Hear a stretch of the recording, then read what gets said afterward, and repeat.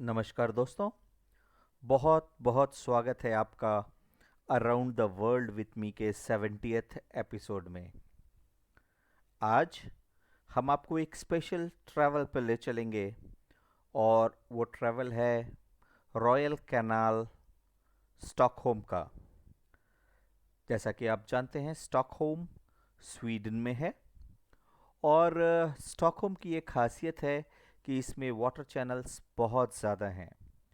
Stockholm पहुंचने के लिए स्टॉकहोम ही एयरपोर्ट है, यहाँ का इंटरनेशनल एयरपोर्ट अवेलेबल है।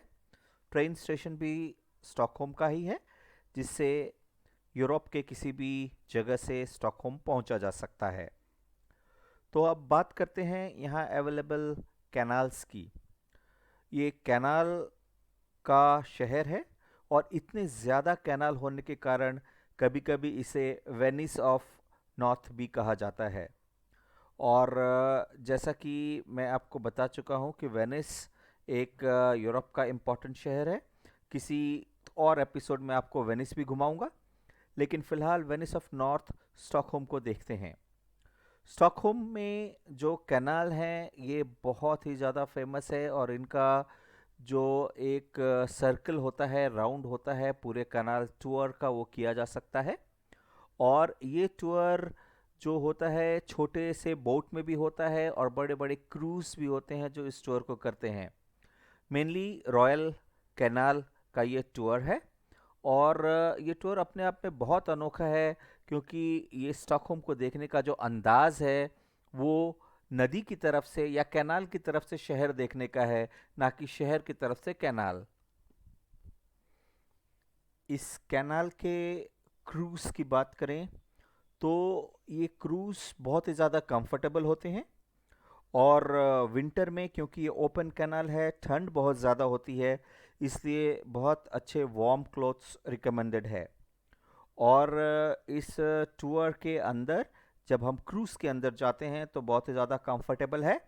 क्रूज़ में अलग अलग तरह के इंट्रोडक्शन भी अलग अलग लैंग्वेजेस में दिए जाते हैं और जो लोग इस क्रूज़ की सवारी करते हैं उन्हें सुनने के लिए हेडफोन्स भी दिए जाते हैं और इस हेडफोन पे अलग अलग तरह के लैंग्वेजेस को आप सेलेक्ट कर सकते हैं और आपके पसंदीदा लैंग्वेज में पूरे शहर के बारे में एक्सप्लेन किया जाता है और वो क्रूज़ जिस जगह पर पहुंचता है उसके बारे में यहाँ एक्सप्लेनेशन होती है जिसे सुना जा सकता है।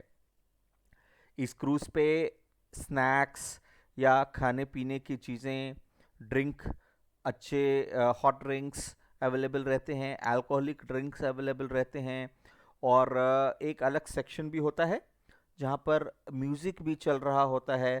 तो म्यूज़िक भी जिसको एंजॉय करना होता है वो म्यूज़िक एंजॉय करते हैं और जिसे डेक में आकर के या इस क्रूज़ के बाहरी भाग में आकर के ओपन कैनाल को देखना होता है, वो ओपन कैनाल को भी बहुत अच्छे से देख सकते हैं।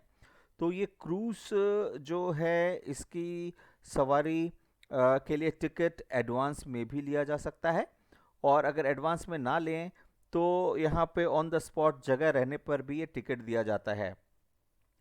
तो क्रूज़ जिस जगह में कैनाल में एंटर करता है उस जगह को डूअर गार्डन कहते हैं। तो डूअर गार्डन कैनाल की वहाँ से शुरुआत होता है। देखते हैं इसके अंदर से कैसा दिखता है।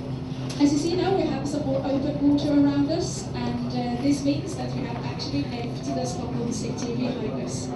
And we are now about to enter into this huge area we have outside Stockholm, that is the Stockholm Archipelago. Coming up on the left side, we have a little group of islands called Fjäderholmarna. It means the feather islands in English.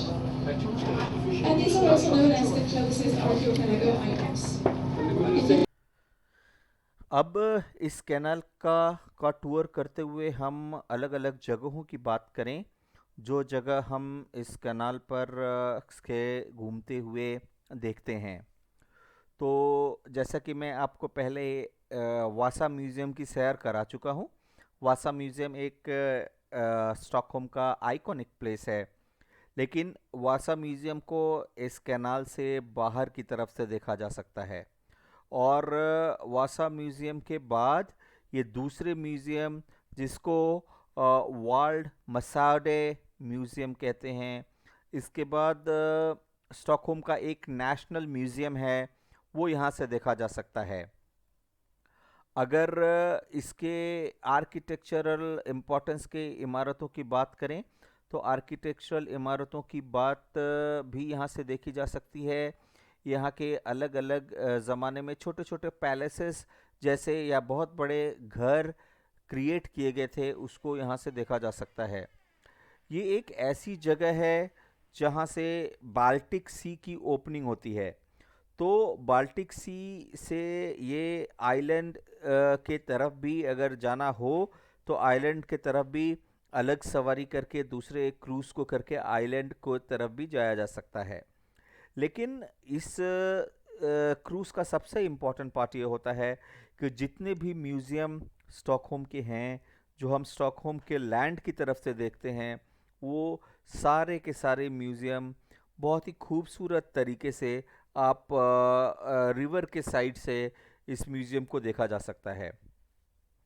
Canal का और जो cruise का time होता है अपने हिसाब से select कर सकते हैं। हर घंटे लगभग दिन के सारे समय हर घंटे क्रूज़ अवेलेबल होता है और जिसकी सवारी की जा सकती है।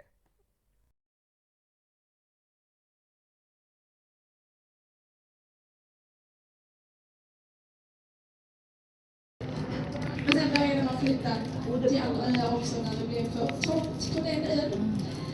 Så idag har Stockholm 14 stycken öar och den största av dem är Södermalm som vi har till höger också. From the start the people of course lived on that island only, but then they started to move to other islands around it. And today Stockholm City consists of 14 islands and some mainland, of course. The largest one of them is the one here to the right, and that is Södermalm. Today Södermalm is one of the most popular areas of the city. You have a lot of cafes, shops, pubs and restaurants. दोस्तों, Stockholm Sweden की एक बहुत ज़्यादा happening city है और ये पूरे Europe का एक रिप्रेजेंटेशन होता है। अलग अलग थॉट प्रोसेस के लोग यहाँ पर रहते हैं, लेकिन ये शहर अपने पुराने यादों को, अतीत की यादों को अपने आप में संभाले हुए है। और ख़ास तौर पर अगर क्रूज़ में जाने का मौका मिलता है तो इस बात की कोशिश भी करनी चाहिए कि अगर नाइट टाइम में आप क्रूज़ की तरफ जाते हैं या क्रूज़ में जाने का मौका मिलता है तो जो क्रूज़ की लाइटिंग्स होती हैं वो भी बहुत ज़बरदस्त होती हैं। और इस बात को ख़ास ख्याल रखें कि अगर विंटर के समय में क्रूज़ कर रहे हों, क्रूज़ के जा रहे हों, तो गर्म कपड़े बहुत ज़्यादा रखें, क्योंकि जो क्रूज़ का टेम्परेचर होता है अगर डेक पे जाते हैं तो वहाँ का टेम्परेचर बहुत ज़्यादा कम हो जाता है। कभी यूरोप और स्वीडन जाने का मौका मिले, स्टॉकहोम आने का मौका मिले, तो इस क्रूज़ की सवारी ज़रूर कीजिएगा। स्टॉकहोम के बारे में और किसी और एपिसोड में बताऊंगा। तब तक के लिए दोस्तों एंजॉय कीजिए, टेक केयर, बाय बाय।